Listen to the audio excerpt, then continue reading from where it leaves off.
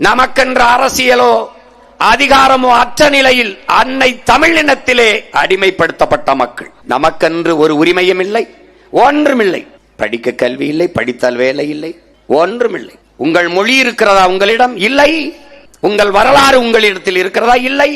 உங்கள் வழிபாடு அதிலே உங்கள் மொழி இருக்கிறதா? இல்லை. தமிழ் படித்தால் வேலை கிடைக்குமா, சோறு கிடைக்குமா என்ற இழிநிலையில் என் மக்கள். அடுத்தவன் மொழி ஆங்கிலம் அறிவு என்று அழைகிற ஒரு மக்கள்.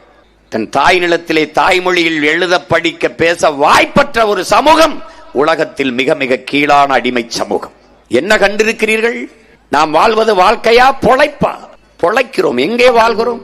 வையத்துள் வாழ்வாங்கு வாழ வேண்டும். வாழ்வாங்கு வாழ்பவன் வானுரையும் தெய்வத்தில் வைக்கப்படும் என்கிறான் வள்ளுவ பெருமகனார். செம்மாந்து வாழ்கிற வாழ்க்கை, அப்படி ஒரு வாழ்க்கை என் இன சொந்தங்களுக்கு உண்டா? இல்லை. இப்ப அநீதிகளால் கட்டமைக்கப்பட்ட ஒரு சமூகமாக இது மாறி நிற்கிறது. புரட்சியாளர் லெனினிடத்தில் கேட்கிறார்கள், புரட்சி என்பது என்ன? புரட்சி என்பது ஒரு தனி மனிதனின் கட்டளைக்கு பயந்து வருவதல்ல. அது வரலாற்றின் போக்கிலே முதிர்ச்சி அடைந்து அகப்புற சூழலின் அழுத்தத்திலே பிரசவிக்கப்படுகிற ஒன்று. இதுவரை வாழ்ந்தது போல இனி எப்போதும் வாழ முடியாது என்ற நிலை இருக்குமானால் மக்கள் தாங்களே கிளர்ச்சி செய்து போராடுவார்கள் என்கிறார்.